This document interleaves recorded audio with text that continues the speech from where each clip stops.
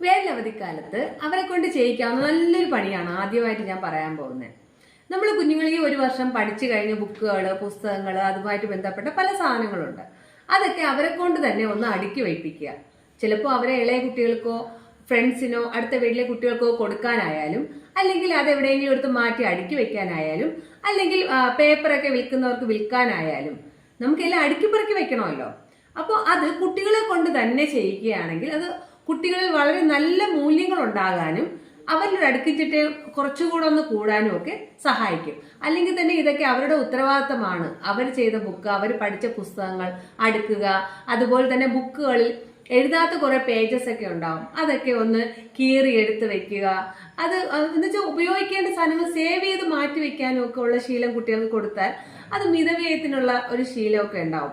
അല്ലാതെ ചുമ്മാ എഴുതിയ ബുക്ക് കുറച്ച് പകുതി ഭാഗമോ കാൽഭാഗമോ എഴുതിയ ബുക്കുകളൊക്കെ ഉണ്ടാവും. അപ്പൊ അതെല്ലാം അങ്ങ് വേസ്റ്റിലോട്ട് മാറ്റാതെ അതിൽ നിന്ന് എഴുതിയ കുറച്ച് പേജേ ഉള്ളെങ്കിൽ അത് അതിൽ നിന്ന് മാറ്റുക.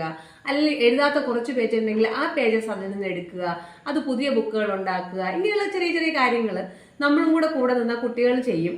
അപ്പൊ അവരുപയോഗിച്ച ബുക്കുകൾ അടുക്കി മാറ്റാനും അതിൽ നിന്ന് പുതിയ സാധനങ്ങൾ ഉണ്ടാക്കാനും ഒക്കെ കുട്ടികൾ പഠിക്കും.